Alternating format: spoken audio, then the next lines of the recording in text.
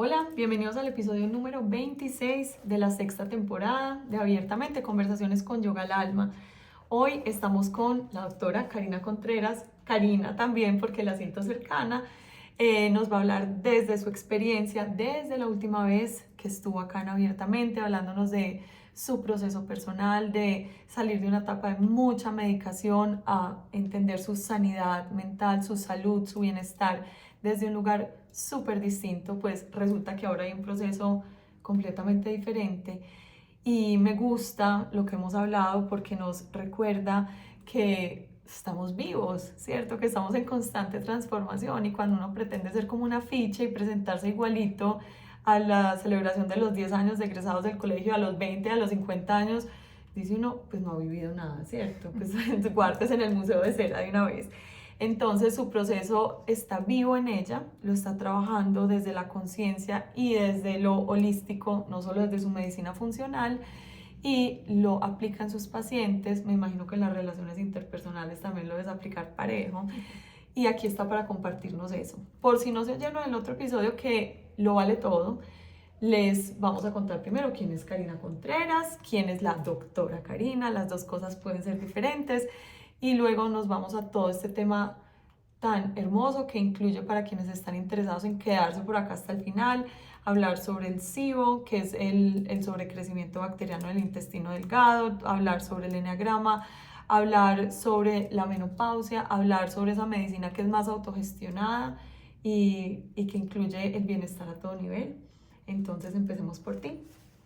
Bueno, gracias Ana. Encantada otra vez de estar por acá. Como te comentaba, siendo un momento histórico diferente, realmente me siento un ser humano diferente en la medida en que todos estos procesos claves de transformación, más que transformaciones de aprendizaje y verificación, que es de tránsito de la oscuridad hacia, no llamemos luz, Pero sí estamos en más un luz. camino, estamos en un camino alumbrado. eh, Mágicamente la vida me ha regalado. Realmente una de las cosas que más he aprendido en estos años ha sido ver la vida no como una dificultad, sino como un desafío, un reto, y con ojos de agradecimiento. Cada vez que algo sucede que está fuera de control, pero que yo quisiera controlarlo, me repito a mí misma qué puedes hacer y cuál es tu realidad y hasta dónde puedes intervenir desde ese fuero interno de ser cada día mejor y también soltar y fluir. Y bueno, me devuelvo a la pregunta sobre quién es Karina y quién es la doctora Karina. Yo pensaría que son la misma persona, el mismo ser humano, y creo que todos mis pacientes cuando van a consulta se topan es precisamente con eso, y es lo que quisiera también transmitir en todo momento.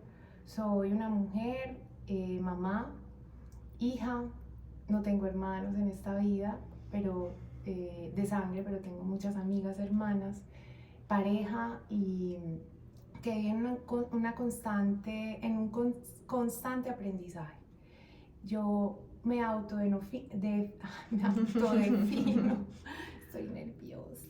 Nos encanta, nos encanta. Me autodefino como una observadora de la vida, ¿sabes?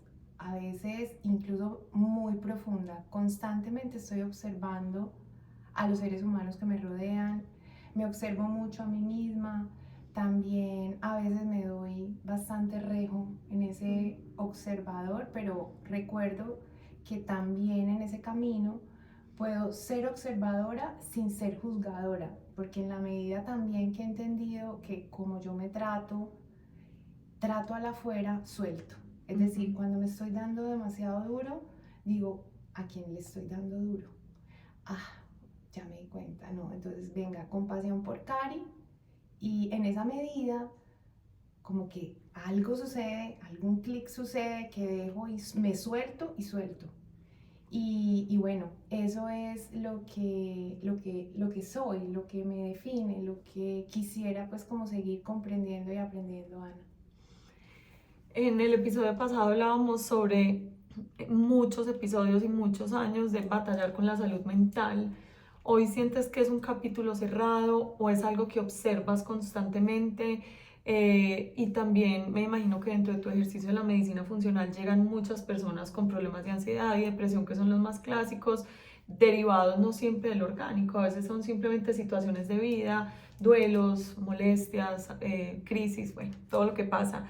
En ti ya es capítulo cerrado y desde tu ejercicio de la medicina, ¿cómo lo trabajas? Porque es atípico, pero cuando ustedes se van volviendo tan cercanos, ya la gente no va solo al psicólogo, o puede que vaya al psicólogo, pero también te comenta a ti que su vida, sobre todo que tú eres una médica que integra todo, entonces no puede ser solo como te trato el cuerpo, mientras tu mente sigue siendo un lugar no tan amigable para vivir. No soy un capítulo cerrado. Eso no es un capítulo cerrado, es un capítulo permanente y constante que también me trae todo el tiempo como a tierra cuando me estoy elevando mucho. Cuando hablo de elevando mucho es como a veces me convierto, me vuelvo muy soñadora y en ese hipotético sueño o de ensoñación o de exceso de ensoñación, a veces cuando las situaciones de la realidad son diferentes, la caída abrupta me genera sensaciones incómodas de malestar. Es como si me cayera de un rascacielos cuando quisiera que las cosas fueran color rosa. Entonces, sí, ya cada vez menos la caída es cada vez menos dura, pero siempre existe esa sensación, esa situación y esa recordación. Y sabes qué lindo que me lo preguntes, porque muchos de mis pacientes, después de ese episodio tan lindo que hicimos, fue un despertar y un descubrir a la cantidad de personas que vivían ocultas en sus profesiones, en la cara que mostramos hacia afuera. Fueron muchos los profesionales de la salud que me contactaron y me dijeron, he batallado con la depresión, he sido medicada, pero aún así no me siento bien. ¿Cómo lo hiciste? Yo no hice nada, yo comprendí que se podía vivir de manera diferente y aprendí hace poco algo de una persona que estimo y que admiro mucho. Ella se llama Olga Granada, ahorita te cuento un poco más de su trayectoria, y ella me enseñó algo sobre la vida que vale la pena ser vivida. Y eso es una pregunta que me hago a diario. ¿Esta es la vida que vale la pena ser vivida? ¿O a qué más tengo que renunciar y qué más tengo que soltar para vivir en esa vida, cierto? Y una sorpresa se lleva uno. Entonces, ese tema de salud mental me sirve y me recuerda, porque me asienta en el piso, me vuelve demasiado terrenal y también me ayuda a ver que esa mujer que fue hace 5 años, o que hace 4 o 5 años vino acá a contarte la historia, tenía todavía un capítulo muy abierto, pero cada vez avanza más y esas emociones y esas sensaciones de malestar ya no son tan incómodas, sino que me muestran como, bueno, ¿por qué te sientes hoy como la niña que no invitaron al colegio en el recreo y que le tenías que dar tu sándwich? A ver, ¿qué es lo que está pasando? ¿Por qué? ¿Te sientes triste porque no te saludaron? ¿Te sientes triste porque no te llamó tu novio? ¿Te sientes triste? Y empiezo a entender que en la medida en que yo misma me doy cositas, me doy regalos, me doy mi propia soledad y me acompaña en mi propia soledad, voy soltando esa necesidad de validación externa, que no siempre es tan fácil, pero más me sirve para observarme y suelto rápido, o sea, ya no me quedo un día, me quedo 2 días, sino que puede que me dure una hora y media, y a veces es notable y las personas me dicen, ay, pero no estás sonriendo hoy, y yo, ay, ¿verdad? ¿Qué será lo que estoy pensando yo que ni siquiera me había dado cuenta? Y se nota en mi comportamiento. Rumiando. Uy, sí, esa rumiación, pero ya es más rápido. Y sabes también que he aprendido, igual mis maestros, por ejemplo mi pareja y mi hija, me dicen, ¿te pasa algo? ¿Será que, no sé, tienes la cara diferente? Bueno, a veces no en tonos tan lindos. Obvio. O, pues sí, la vida es así. Y mi respuesta interna es, no me había dado cuenta, pero sí, creo que estoy endeudando a alguien porque no hizo o no dijo lo que yo estaba esperando, y eso no es ningún tipo de responsabilidad del otro, eso es mío. A ver, yo qué hago y cómo me encargo de esta situación. Y sabes que descubrí que me guardaba las cosas, que me quedaba callada y que nunca pedía ayuda. sino que yo esperaba que el otro se diera cuenta mágicamente de que... Con malestarcito. Con la deuda, Ajá. con la deuda. Entonces con indirectas, con ironías. Es que como yo soy tan buena, Ajá. si yo soy la Madre Teresa de Calcuta, entonces como yo me preocupo tanto por vos, tú deberías preocuparte por mí sin yo tener que avisarte. Exacto. El 2 en su máxima expresión. Y empecé a hablar. Y empecé a pedir ayuda.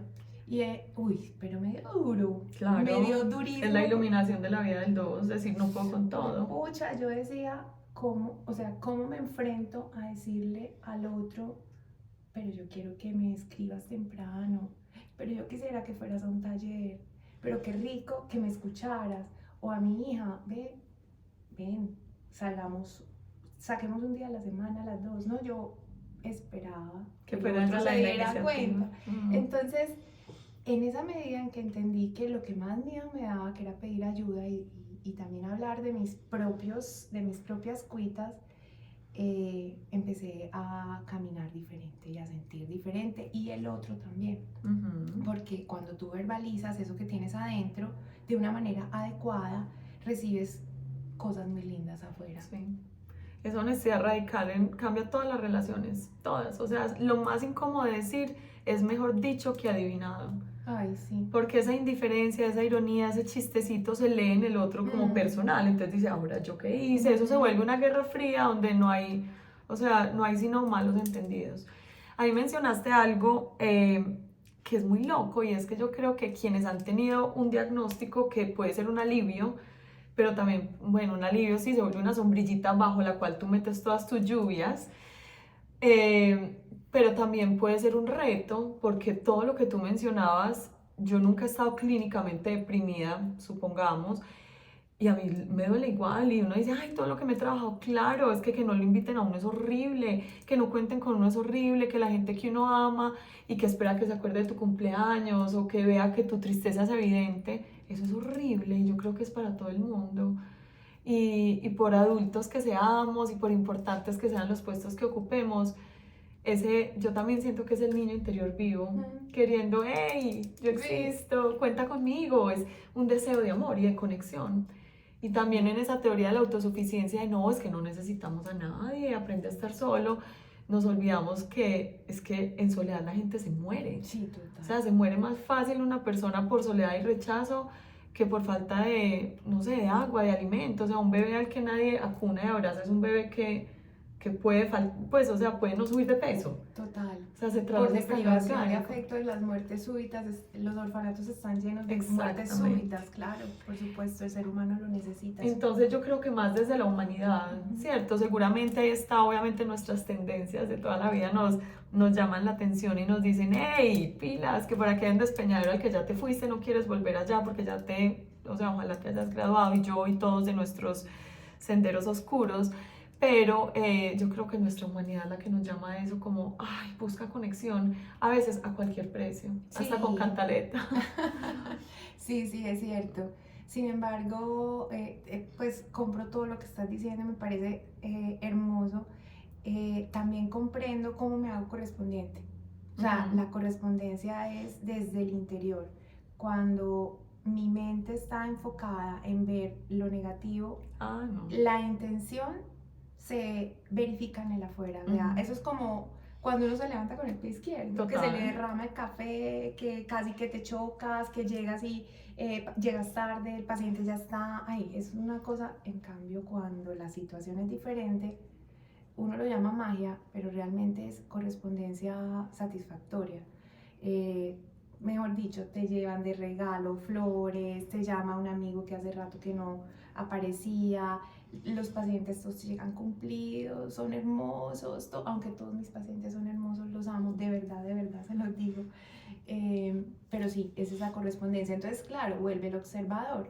Entonces, me acuerdo yo, pero es que si ayer las cosas funcionaron tan bien, ¿qué hice yo para hacer eso? Es que me levanté agradeciendo, llegué temprano, conversé, tuve una sonrisa hacia mí, hacia el otro, y digo, bueno, lo tomo, lo compro y lo hago. ¿Sí? Es una herramienta, Poderosa. Y además me lo merezco. Me lo O sea, merezco. esta fruta que estoy cogiendo, es que yo sembré la semilla. Sí, Es como sí, tener sí. una huerta, ay, tan rica esa lechuga, me la mandó Dios. Pues No, quizá, pero tú pusiste la por semilla y la supuesto, plantulita. Es claro. tuya. Sí, sí. Con qué satisfacción se recibe ese merecimiento.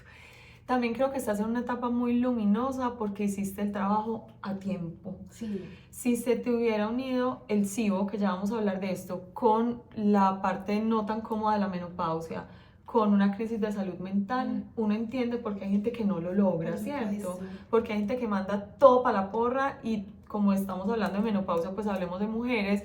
Son estas mujeres que dicen yo me voy, van a ver qué hacen sin mí porque yo no me los aguanto y con toda la razón porque también es la mitad de la vida, es la crisis de la mitad de la vida, es la búsqueda del propósito, es el nido vacío, es la adolescencia de los hijos, es si él ya no soy tu mamá, entonces yo para qué sirvo, si los hijos todos los días te dicen que eres la mamá más, bueno, ojalá no todos, pero muchos dirán que no, que es muy maluca, que muy beata, que muy aburridora, que bueno.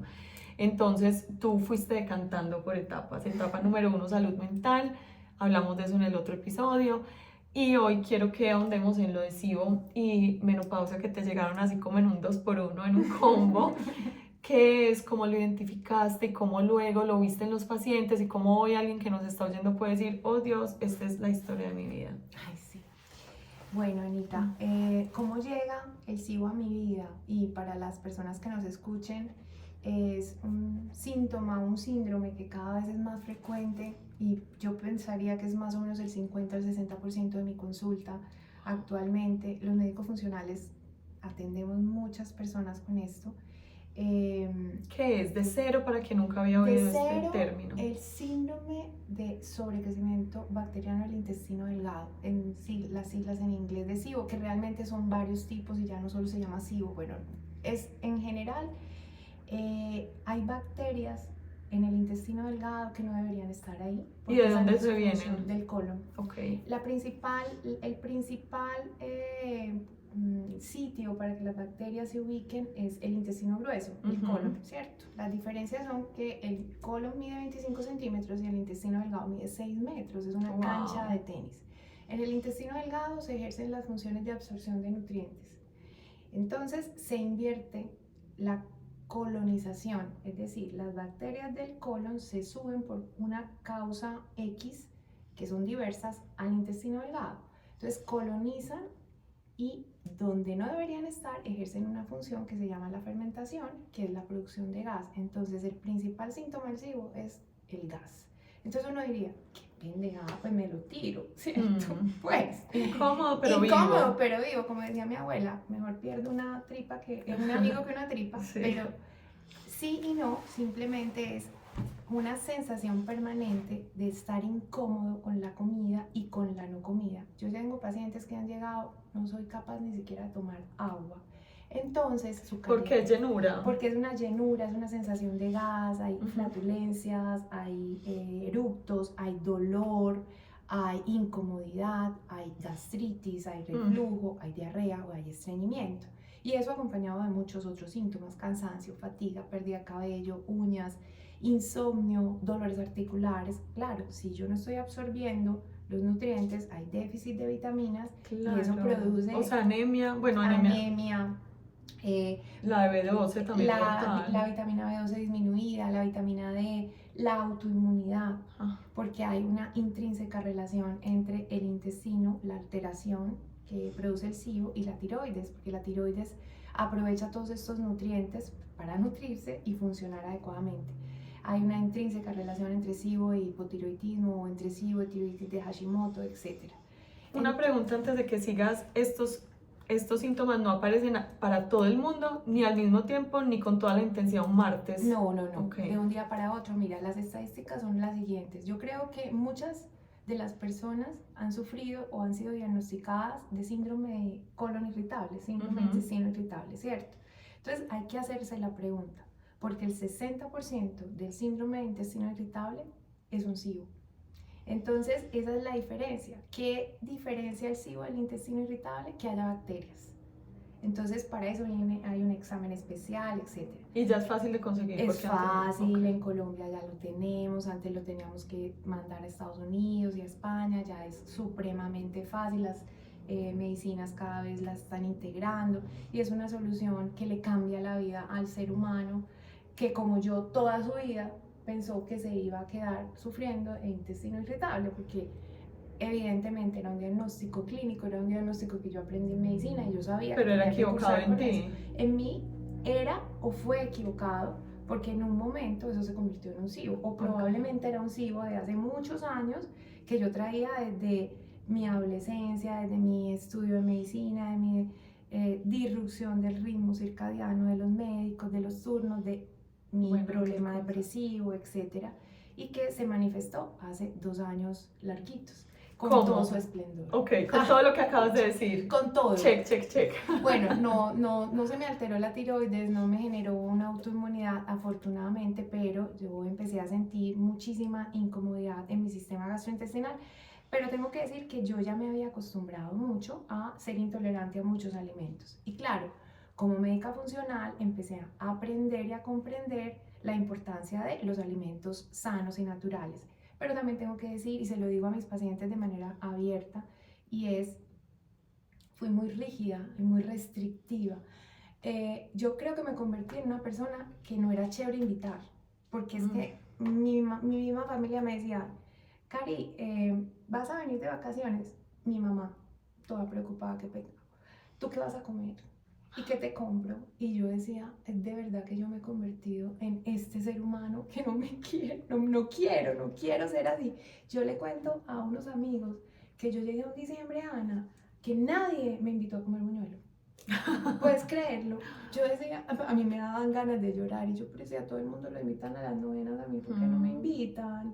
No, yo no quiero ser médica funcional. Llegué porque a además teniendo tanta información, claro, ¿cómo no la sigo? Por supuesto. Pero la Ayurveda, por ejemplo, exacto, pero la Ayurveda, por ejemplo, nos enseña que no es solo lo que te comes, que es lo que la medicina funcional dice, sino con quién te lo comes, con qué amor te lo prepararon, de qué manera, si con culpa o con vergüenza o con un disfrute, que es que la natilla disfrutada hecha por la abuela no te hace nada y te alimenta de otras maneras. Por supuesto. Pero desde la rigidez del esquema clásico de la medicina funcional, yo creo que hace más daño esa ensalada sola en la casa un 6 de diciembre que la natilla de acompañada de la familia, de los amigos, del disfrute.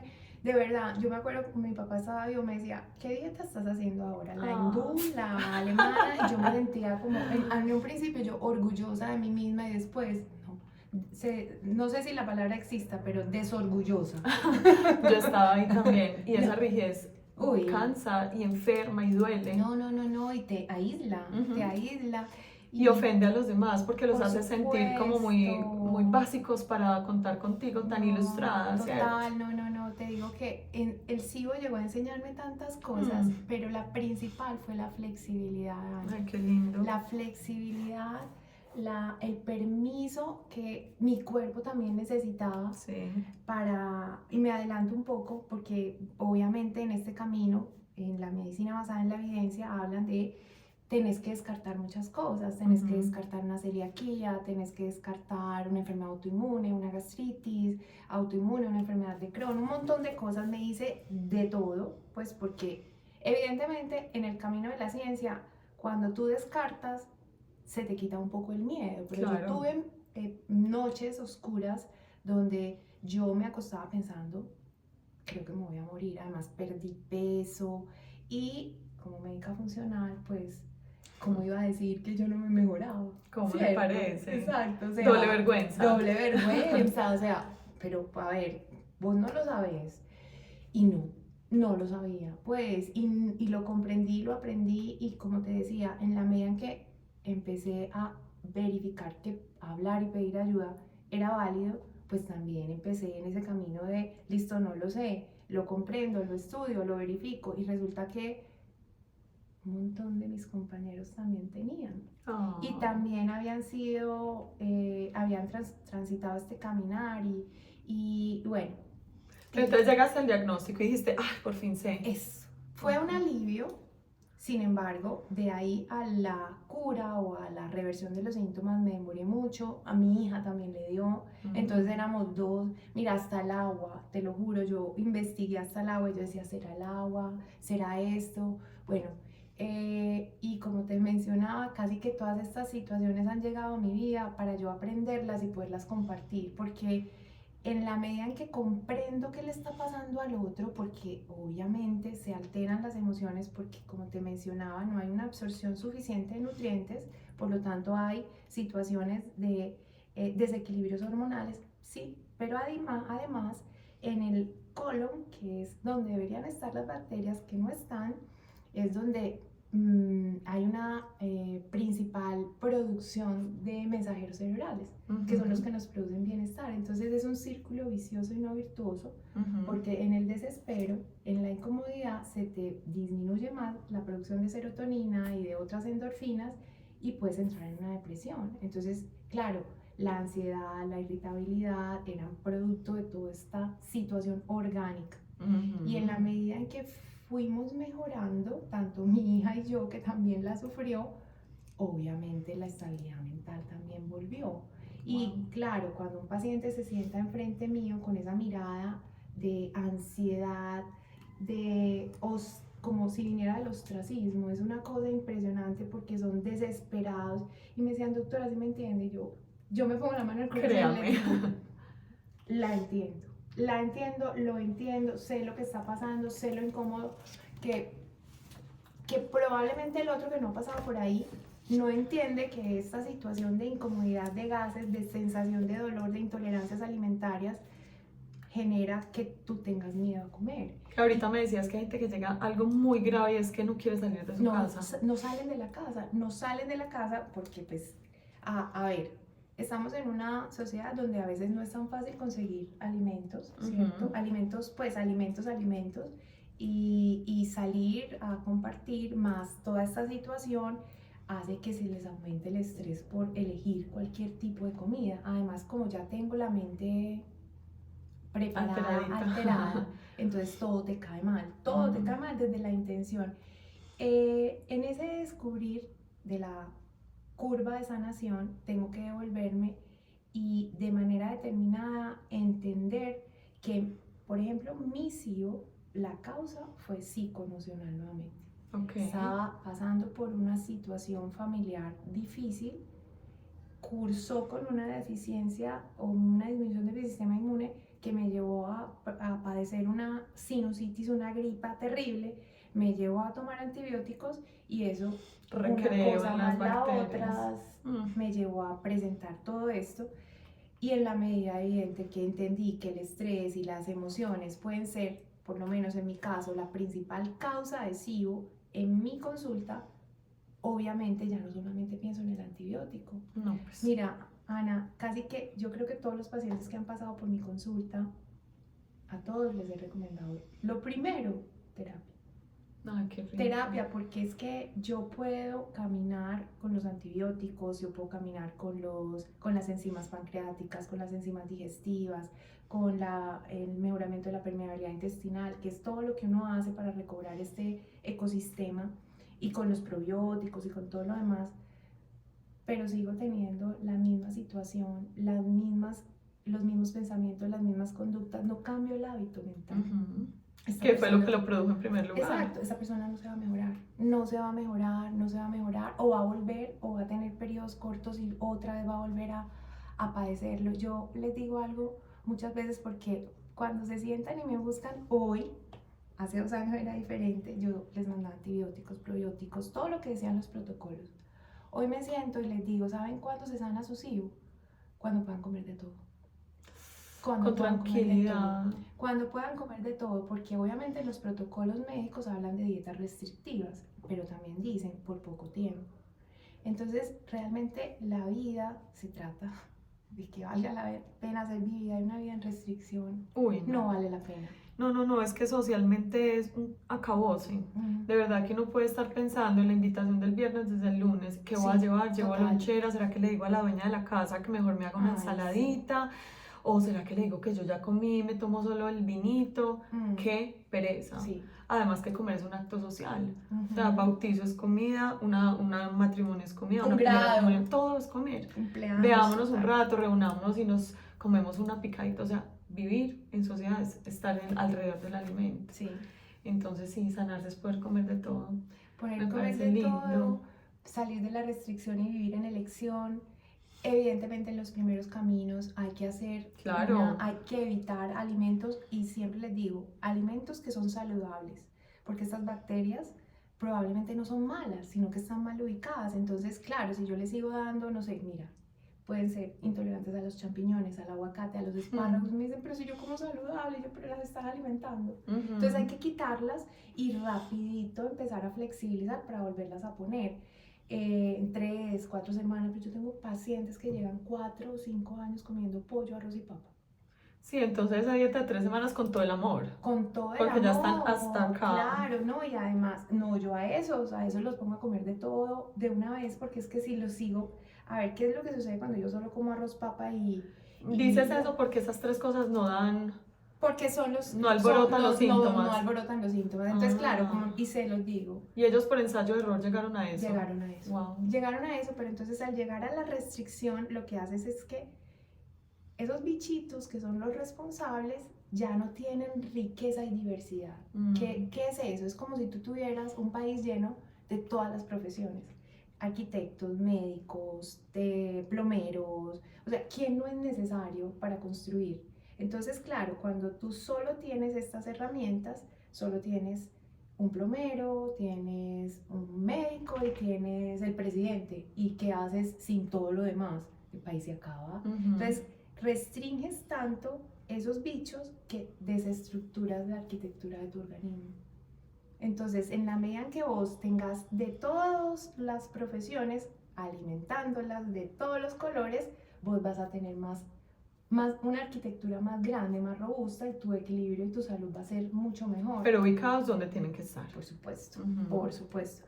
Entonces, en el camino de la flexibilización alimentaria, que es realmente lo que uno tiene que hacer con el paciente y lo que yo hice conmigo, que lo hablaba con el gastroenterólogo al final, que no me tomé nada de lo que me mandó, perdón, no me tomé nada de lo que me mandó porque yo quería verificar si se podía hacer. Eso no quiere decir que ese sea el camino, hay que también es uno de los caminos. Hay que hacer caso a veces, y hay también medicamentos alopáticos que se necesitan y se utilizan, y antibióticos muchas veces. Empecé a probar. Mira, yo no comía frutas hace 4 o 5 años. ¿Sabes? ¿Por qué? Porque las frutas tenían azúcar. Cayó en desgracia la fruta, pobrecita. ¿Cómo le parece?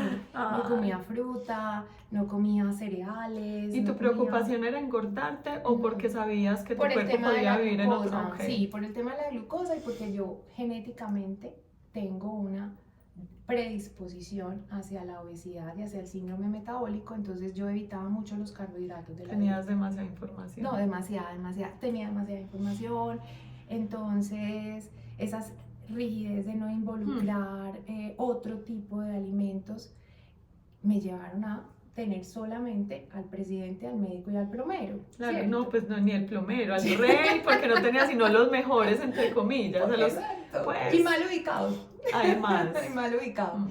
Y entonces esa conversación la tuve al final y me decía, Cari, entonces, ¿qué te sirvió? Yo le dije, ¿sabe qué? Flexibilizarme. De vez en cuando como arroz, como lentejas, me como el pan de masa madre, empecé a comer frutas, empecé a aplicar la teoría del arco iris en el plato. Me encanta. Que yo lo sabía y lo replicaba, pero no lo hacía, por miedo a el tema de la genética. Y se quitó. Ay, qué belleza. ¿Y el cambio qué fue? O sea, a las 3, 4 semanas, 5, no sé, dijiste un día, soy otra. Ya no tengo la sensación de llenura. Ay, ya me levanté. Yo me levantaba como con una bola en la barriga. Pero se veía. Se veía en la medida, o sea, en la medida que ya eran las 6 de la tarde, parecía un embarazo de 10 meses de un elefante. Dios. Y no solo eso, sino la incomodidad, el dolor. Duro, el dolor, la gastritis, la sensación maluca, que ya evitaba comer, yo más bien hago ayuno. Entonces, claro, ayunaba, dejaba de comer, tomaba café, que el café y el ayuno tienen una connotación bien interesante. Y no, hoy no me levanté así, ya no me cayó mal el pan de masa madre, me comí unas lentejas, hacía por ahí 6 años no comía lentejas. ¿Qué tal Y la me delicia? pareció increíblemente delicioso. Además no me dio dolor, Ay, que qué toda mi rico. vida las legumbres me cayeron pesadas. Probé los lácteos, que hacía por ahí otros 8 años no probaba lácteos. De verdad que tanta información también puede llevar a Horrible. padecer tu cuerpo. Sí. Ay, yo en el COVID decía eso de los médicos, pobrecitos que saben tanto, estaban tan llenos de estadísticas, de miedos, de pánicos, de que una en cada no sé cuántas personas iban a morir. Y yo decía, a mí no me cuenten, porque Ay, también sí. hay una alegría en la ignorancia Sí, total. que te permite crear tu vida y Ujú. crear tu realidad y no estar pendiente de que la estadística te caiga como si te hubieras ganado la lotería, pero al revés. Ujú. No, o sea, no. Yo quiero que antes de que continúes, porque no puedo dejar esto en punta, me vas a decir cuál es el problema del ayuno y el café. No, es que no es que haya un problema, sino hacerlo todos los días. Que era algo que yo hacía y que veo todavía. Ayunar el desayuno, Ana. Pues pucha, eso, perdón, sí se puede. Sí, obvio, todo lo que quieras. Tenemos una tendencia a escuchar mucha información y el ayuno, si bien es supremamente poderoso, yo siempre vuelvo y repito algo que le he escuchado a mis compañeros, que lo he leído y es, por favor no ayunes si no sabes comer. Por Entonces, favor. ayunas para tomar licor, ayunas para luego abrir esa manguera Ujú. y meterte toda la comida basura y los hábitos mentales. Entonces, ayunar sin saber comer es totalmente ineficiente y tóxico y nocivo para el organismo.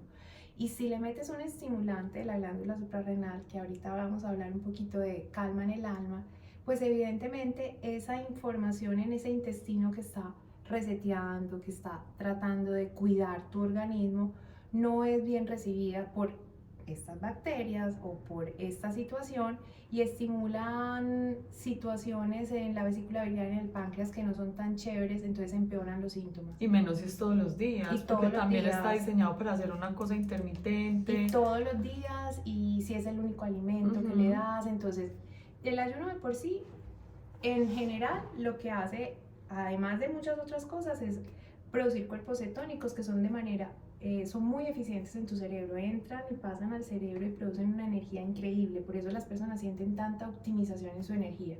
Y le metes café, que también es un estimulante, entonces es como si, no sé, un doping, además de Ujú. todo lo demás, y esa suprarrenal no se va a calmar jamás. Y si vos tenés una personalidad ansiosa, si no dormís, pues van a empeorar esos Sí, es síntomas. una deuda con el cuerpo que después no vas a tener cómo pagar. Total, y además se puede inhibir o alterar la absorción del hierro, del calcio, y te ganas una anemia, una osteopenia, una osteoporosis, y bueno, de ahí Y sabes derecho. qué, y en uno de los últimos episodios que tuvimos acá, que fue con una experta en trastornos de la conducta alimenticia, creo que también el ayuno y eso, porque la gente empezó preguntando cuando el ayuno se empezó a poner de moda, ¿y qué si puedo comer? No, nada. Ujú. Todo te sube.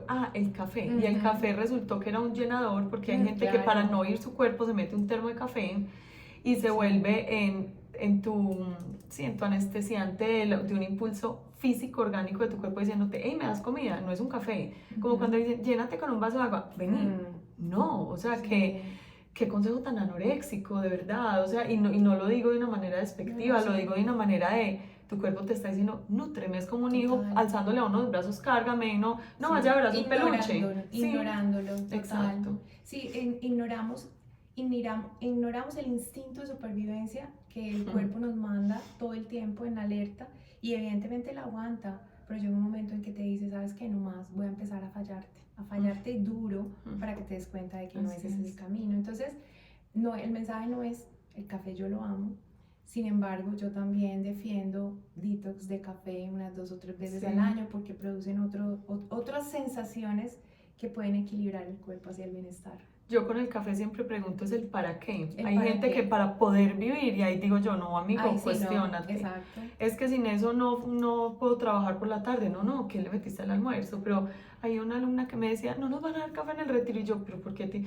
te importa, o sea, que me decía, es mi momento de la mañana, es el momento en que El me leo unas ritual, así, ahí paginitas, sí. oigo mis pajaritos, me levanto media hora antes que los niños porque es el único café que me puedo tomar caliente y yo digo, Ah, sí, ese café es tu bendición. Sí, total, pero si es que yo lo necesito porque si no, no me despierto, tu cuerpo te está mandando a descansar y el café está anestesiando esa alerta que tu instinto de supervivencia tiene y hay que escuchar al cuerpo, ahorita lo decías, hay que escuchar, hay que conectarse nuevamente con esa intuición que el cuerpo todo el tiempo nos está mandando, pero lo ignoramos y luego nos enfermamos y la enfermedad es, venga, pare, para que se escuche.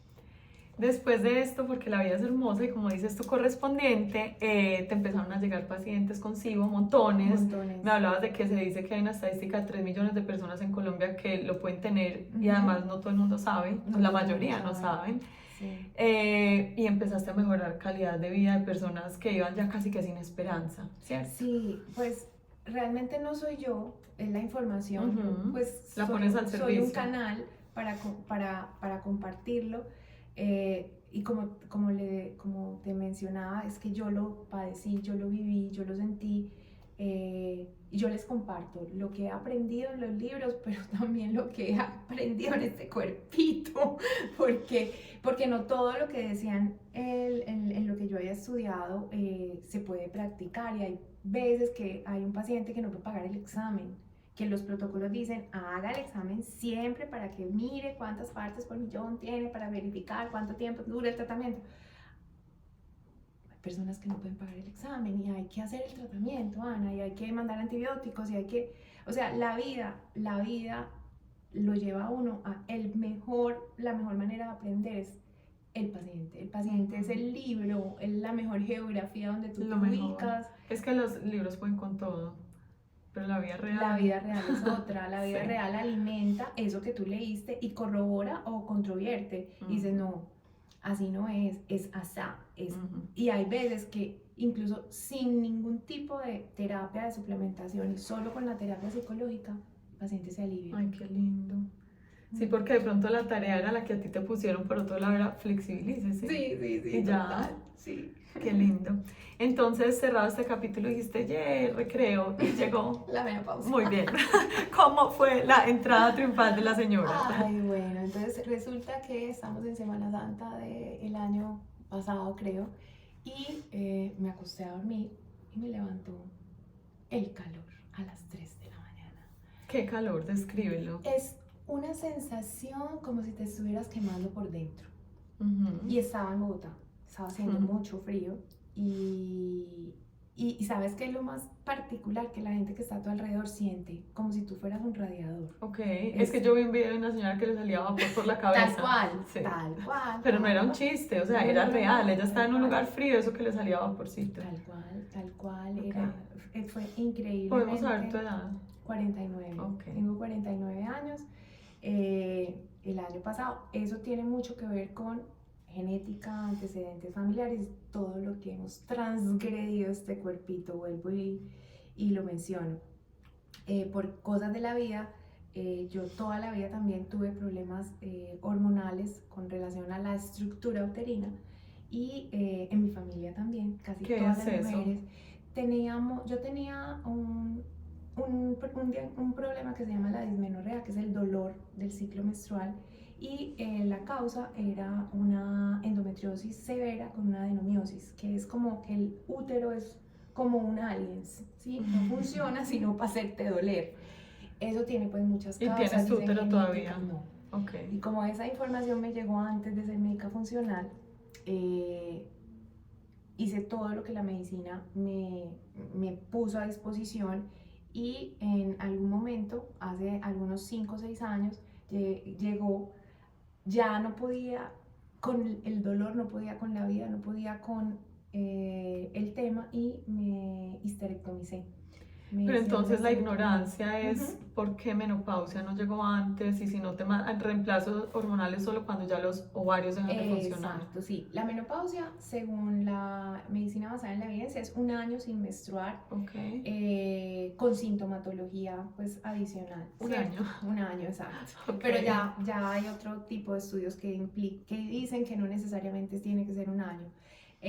Yo no tuve menopausia inmediatamente después de la histerectomía porque a mí me dejaron los ovarios. Okay. Pues en una mujer joven, realmente el útero, según la ciencia, no sirve para nada si no vas a tener familia. Realmente no comparto esa, Sí, no, yo tampoco.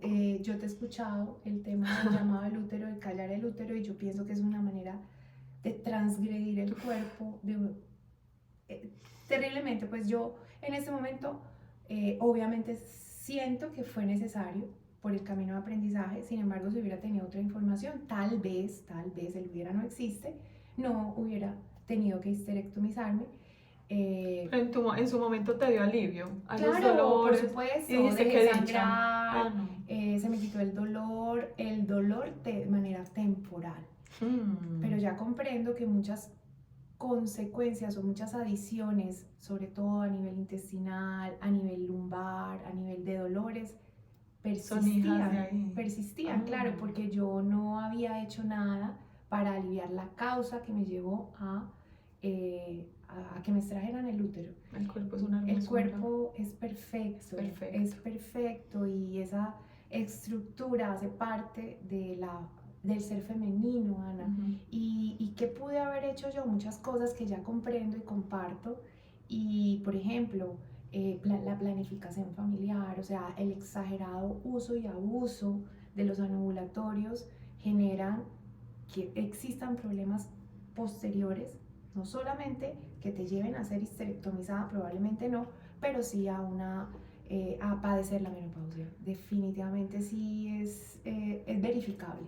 Sabes, con la poca experiencia es como no se repite, no tengo demasiadas historias, pero las historias de mujeres que abortaron voluntariamente en la adolescencia y están arrepentidas o simplemente no duelaron ese aborto, tienen una cantidad de problemas en su útero después, grandes, de 40, 50, dolores, menstruaciones dolorosísimas, miomas, una cantidad de cosas que es el útero gritando, y no es porque sea malo, porque aquí no hacemos juicios de valor, pues cada uno decidirá, sino porque no hicieron el duelo porque de eso. Porque no te has perdonado. Exacto. Porque no te has perdonado, y el tema de la relación con la madre, tanto en la menarquia, que es la primera menstruación, como en la menopausia, que es la última, tiene mucho que ver también cómo viste a tu madre, cómo lo vivió tu madre, cómo lo vas a vivir, cómo lo vas a padecer. Y bueno, todas esas historias concluyeron en que el año pasado me levantaste con el infierno interno. Con el infierno interno, y dije, ¿qué pasó? Pero pues a mí, otra vez. Yo, la doctora Karina. Yo que me levanto a las 4:30 de la mañana todos los días, hago ejercicios 6-7 veces a la semana. Te come el arco iris. Me como ya el arco iris, pero si ya me flexibilicé. No, fue una cosa demasiado dura para la mente y para el cerebro. Entonces, obviamente, otra vez el camino de a quién busco, a dónde voy. Y mi mejor amiga es ginecóloga. Una conversación preciosa. Yo me negaba a utilizar la medicina tradicional, como siempre, de terca. Y cuéntanos por qué. ¿Qué tenías contra las hormonas? Contra las hormonas tenía una mala información. Tenía una desinformación que creo que todos los médicos tenemos o tuvimos, pues yo ya no me incluyo ahí. Y fue por un estudio que se hizo en 1991 durante 11 años, el WHI, que sometió como a 1.650 mujeres a terapia de reemplazo hormonal, a terapia con hormonas, y el resultado del estudio fue: no se protege, sino que se aumenta el riesgo de cáncer de mama, no se protege del riesgo de padecer osteoporosis y puede desencadenar cáncer de colon. Pero 10 años después, que era lo que yo todavía no había comprendido y que mi amada amiga me contó, fue que ese estudio fue controvertido por todas las sociedades y fue dilucidado por pedazos, y fue un estudio que no estuvo bien hecho. Las 1.600 mujeres, el promedio de edad era de 72 años, eran mujeres que tenían obesidad, tabaquismo, y las herramientas que usaron, las hormonas que usaron, no eran las que tenemos en este momento. Una de ellas era un medicamento que era derivado de la orina del caballo. O sea, todo mal. Todo mal, y esa orina del caballo tiene 4 moléculas que producen cáncer de mama. Y una mujer con obesidad, una mujer de 72 años, una mujer con tabaquismo tiene mayor riesgo de cáncer que cualquiera. Entonces, por le echaron ya la culpa mal echada. Entonces, cuando ella me cuenta toda esa historia y yo ya llevaba sin dormir y obviamente el estado de ánimo, el cansancio supremo, además estaba preparando un curso para profesionales de la salud con un equipo de profesionales con el que me junté, de esos sueños también de participar y verbalizar toda esta información y que ojalá todos los profesionales comprendieran que los hábitos y que existen otras alternativas de la salud son bien importantes. Entonces, en medio de todo ese estrés, me llega la menopausia, pero afortunadamente me llega la información y empiezo el camino de listo, perfecto. Comprendo que hay una terapia de reemplazo sintética que venden en las farmacias, que es la que todos los ginecólogos, o todos, no, la gran mayoría comprenden porque es medicina basada en la evidencia, se consigue en la farmacia, si se consigue en la farmacia tiene estudios clínicos de 10, de 15 años, es seguro, y la probé y obviamente me alivié de muchas cosas. Sin embargo, seguía la duda de ¿será esto o habrán otras alternativas? Yo no me quiero quedar con esta información. Yo, desde la medicina funcional, ese enfoque funcional me invitaba a sigue estudiando, sigue comprendiendo, sigue profundizando y descubrí la terapia de hormonas bioidénticas que son exactamente igual a las tuyas, que no son sintéticas y que probablemente alivian el 100% de los síntomas y sobre todo el cerebro. Porque yo veo pacientes en consulta que tienen la terapia normal y obvio, yo no estoy defendiendo ninguna, yo les digo, si esa te funciona, abrácela. Pero por favor, úsenla, porque realmente estamos evitando que las mujeres se mueran de infarto. Es que se mueren, ya no nos morimos de cáncer, nos morimos de infarto a los 50 años, porque es que esta abrupta caída de las hormonas es demasiado crítico para el cuerpo. No, y se deprimen, entonces se van a otro camino psiquiátrico creyendo que me estoy enloqueciendo. Y es que el cerebro tiene miles de receptores para los estrógenos. Imagínate que hay un estudio de un hombre que empezó con dislexia y lo trataron con estrógenos y se le quitó. Wow. O sea, vos no te imaginas la importancia en la cognición, en la memoria, en la concentración de los estrógenos. Hemos normalizado que se nos olvide qué íbamos a hacer para la cocina. Eso es un signo de deficiencia estrogénica. O sea, es una cosa increíble. Es que no es solo la sexualidad, no es solo la libido, es los huesos, es la inmunidad, es el camino para no degenerar en un Alzheimer. Entonces me fui a estudiar para mí en ese momento las personas que más sabían de hormonas bioidénticas y Argentina me contaste. Argentina, y el universo que se me abrió. Yo decía, es de verdad que es. Y yo veía a esas argentinas todas lindas, esas artistas de televisión tienen 75, tienen 80, 90. Y no es que parezcan de 15, sino que tienen su edad, pero brillan. Brillan la piel, hacen ejercicio, no son pues, a ver, estéticamente se ven bien, pero es que funcionalmente se ven bien. Y el profesor con el que estudié era el médico que los atendía, al presidente de Uruguay, bueno, en fin, a gente muy longeva, ¿vale? Y ahí descubrí la medicina de la longevidad, donde hablábamos ahorita, es que el estilo de vida llega hasta acá, pero si tú vas a vivir 100, 110 o 115, vas a ser parte de los centenarios de la vida del mundo, pues esta terapia es increíble. Y me sumé al boom de la terapia con responsabilidad. Una de las máximas que nos decía el profesor es que a una persona con 15, 20 kilos de peso, vos no le vas a poner hormonas, porque no son las hormonas las responsables del cáncer, pero te lo van a decir. Entonces, trata primero su estilo de vida, trata todo esto y luego la acompañas de eso, porque entonces también se volvió un boom, entonces hormonas para todo. Y a mí me consulta, es que quiero que me las mandes ya. Y desde los 40. Yo no puedo mandarte algo que yo no sé ni siquiera si estás en deficiencia. Y hay una cosa más linda y es que ni siquiera es una terapia de reemplazo, Ana, es un suplemento hormonal. Wow. Porque así como el magnesio, la vitamina D, es que ya no la vas a producir, ya no la tenés. Las primeras hormonas que se agotan desde los 30 son la melatonina, la DEA y la progesterona. Y la progesterona es la hormona de la calma, de la intuición, de calma en el alma, tranquila. está bien no hacer nada, está bien romperse la barriga, ¿sí me entiendes? Entonces la empecé a usar, empecé a verificar y ya llevo un camino interesante con un mundo de pacientes hermosas que cada vez son más y me dicen, ¿sabe qué, doctora? Es como si me hubiera reseteado el cerebro. Ay, qué rico. Es que me reseteó el cerebro. Qué rico. Además que llevan conmigo mucho tiempo, entonces han caminado el estilo de vida, han caminado las emociones, han caminado la parte de alimentación y pues yo creo que van a durar por ahí 125. Con seguridad y con calidad de vida. Y con calidad de vida. Sí, no es como para llenar una ficha de cumplir 100. Ah, no. Sino para poder pensar, trabajar, ir a la huerta, cargar nietos, Total, caminar, irse de viaje. La diferencia entre un longevo y una persona Vieja, añosa es la añosa llega con 25, 30. O sea, hemos alargado la expectativa más no la calidad. Entonces son personas que no se sienten bien, que no duermen bien, que están todo el tiempo quejumbrosos. Y tienen enfermedades crónicas. Y sí, en cambio, este otro panorama es que tengo vitalidad, tengo energía, de verdad me siento. Ay, qué rico. Yo en este momento, Ana, me siento mejor que a los 20. Eso dicen muchas. Es verdad. Sí, muchas. porque es que la menopausia también llega para darte libertad, que yo te decía. Y es la etapa de la sabiduría de la mujer. Incluyes, ya no ciclas, pero tienes todos los ciclos adentro. Yo no me devolvería para ninguna etapa de mi vida porque es que lo aprendido, entonces, ¿dónde lo dejo? Total. Y con tranquilidad, y si no me lo compran está bien, y si me lo compran también está bien, porque me tengo a mí misma.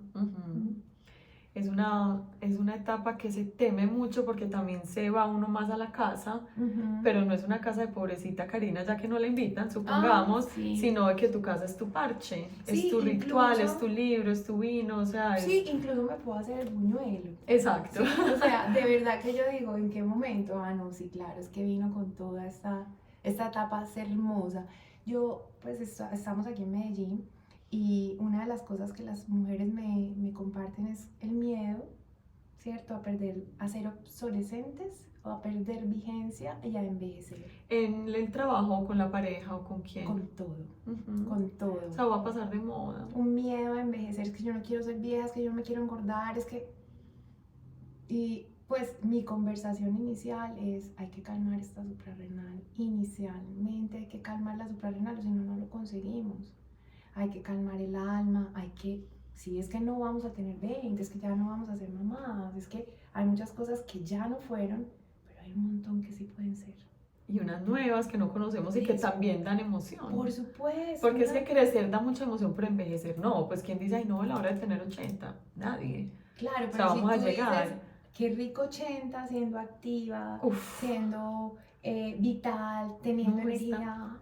Esta mañana vi a un psicólogo de 78 años entrevistado en un podcast y yo decía, este tipo se le nota, o sea, la sabiduría le brota por los poros y no la puede tener a los 40, ni a los 50, a sus casi 80, el señor es una Biblia, entonces eso sí me emociona. Claro. Pero la vejez clásica de achaques es la que no me emociona, obvio, porque sería dejar de hacer y ser todo lo que soy hoy.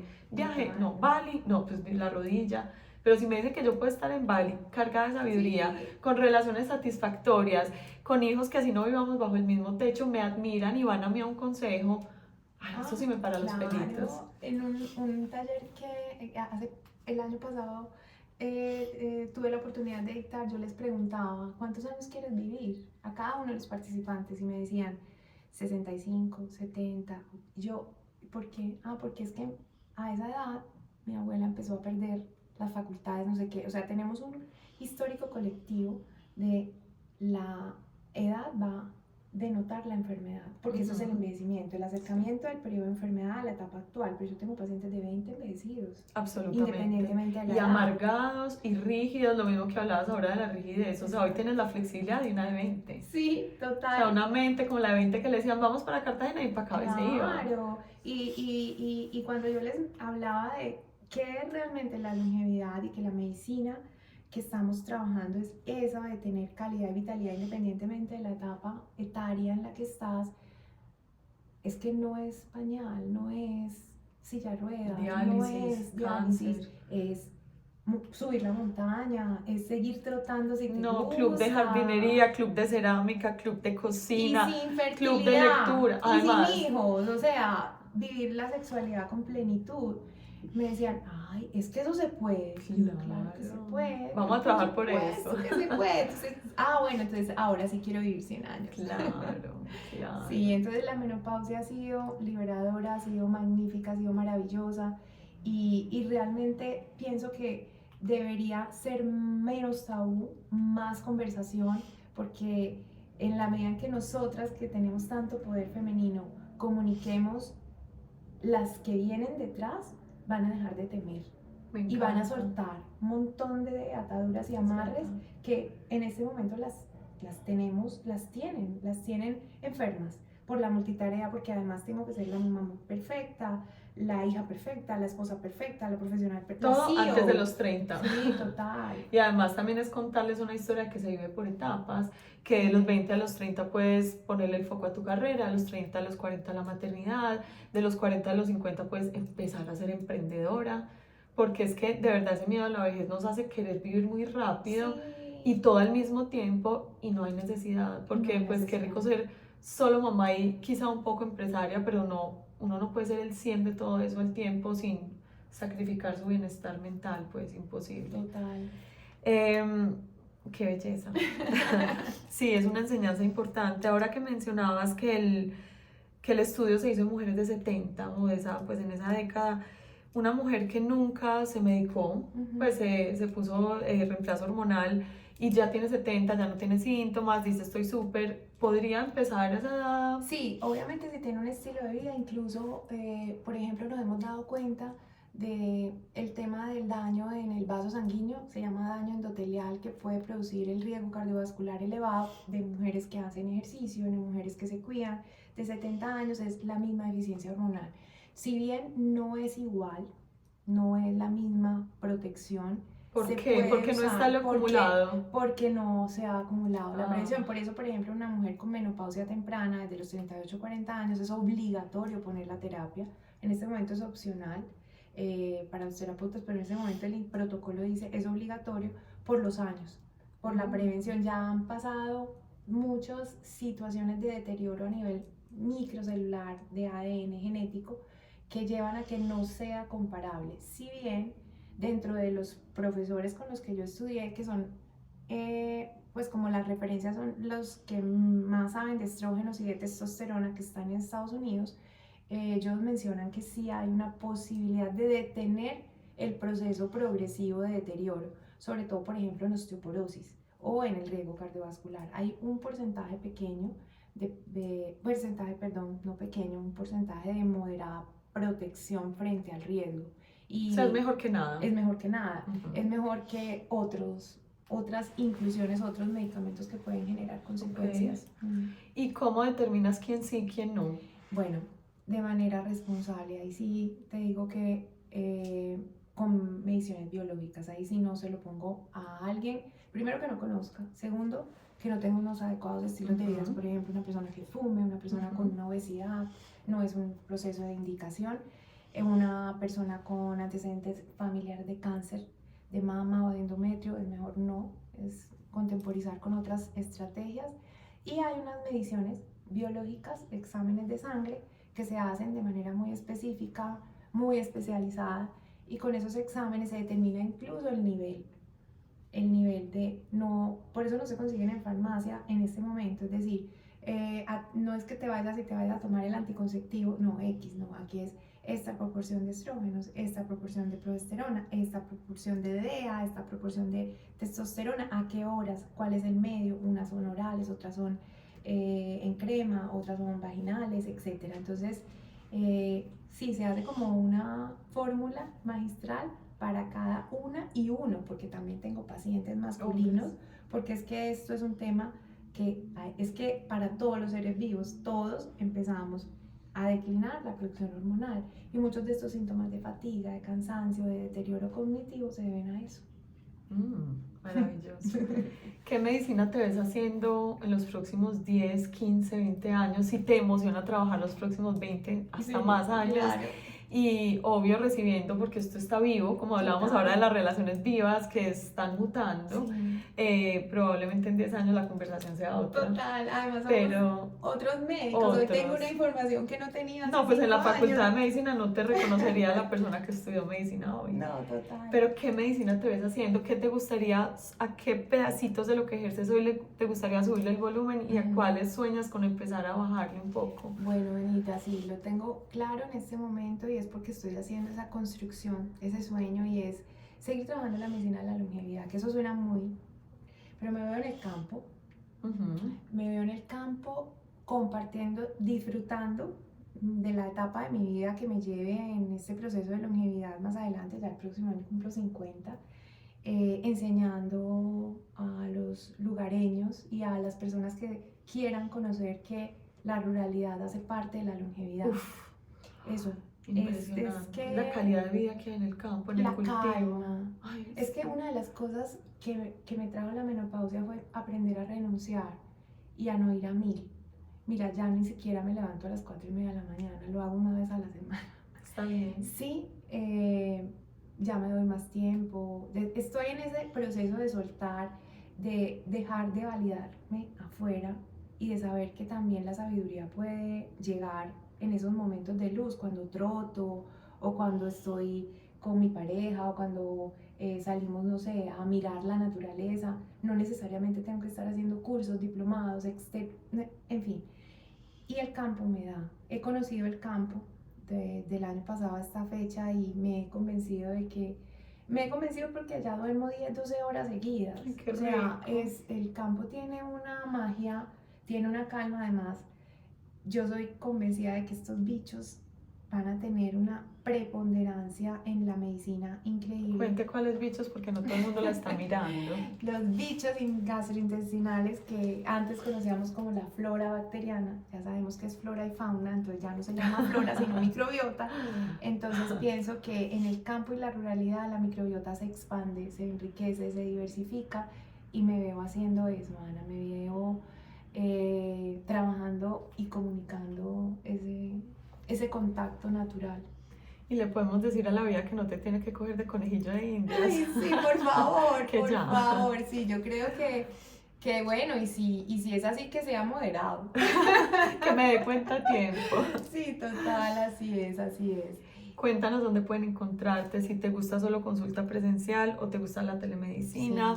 Sí. En tus redes que compartes, que pueden encontrar, si aporta a una persona que no está consultando, porque también me preocupa, pero me alegra que están las redes para decirnos cosas, pero pues uno no reemplaza, obvio, la consulta de un médico, pues por supuesto. Una historia pues de 30 segundos, pero en ti, desde lo que ya conocieron y de esta historia tan bonita de una mujer súper preparada, que pueden esperar en redes. Quiero ir un poquito más profundo, hay telemedicina, y si quiero ir un poquito más profundo, ¿cómo te encuentro presencial? Bueno, mi Instagram es donde comparto más sobre la información. Yo quiero que mi Instagram sea un canal de comunicación cada vez más. Karina Medicina Funcional con K, ahí me encuentran. Tengo talleres, tengo en este momento retiros, donde comparto también la información de una manera más profunda, más cercana, más íntima. ¿Qué más? Tengo un grupo de profesionales con los que me he juntado y he desarrollado un proyecto para formar otros profesionales de la medicina en todos estos temas. Ahorita en julio tenemos un próximo curso que se va a llamar Tejido Adiposo, un camino hacia la longevidad, y es hablar de todas estas estrategias. Próximamente también unos cursos de microbiota para que las personas comprendan este camino tan lindo. Atiendo presencial, me gusta mucho. También tengo muchos pacientes internacionales y también de otras partes, entonces la consulta virtual también la disfruto muchísimo. Y bueno, eso es. ¿Y cómo te contactan? A través del Instagram y a través de mi asistente, pues con el teléfono, que si quieres lo dejamos en las notas. Sí, súper importante. Sí, la consulta, tengo consulta presencial aquí en Medellín y virtual pues Desde donde sea que estés, desde el Polo Norte, hirviendo y sacando humo por la cabeza en el Polo Norte. Así es, así es, así es. Ajá. Gracias por estar acá y pues que nos podamos encontrar en muchas etapas de la vida, pero siempre desde esta búsqueda tan bonita, ¿cierto? Tan rico trabajar en el bienestar y en la prevención. Me gusta. Sí, así es. Muchas gracias, Ana, por prestarme el medio para comunicar, que es una de mis pasiones y mi misión de vida. Tan rico. Y a todos ustedes por estar aquí, por hacer parte de este programa, por contribuir con sus preguntas, con sus sugerencias y con todo lo que se sueñan con ver y escuchar en Abiertamente. Nos oímos en un próximo programa. Chao, chao.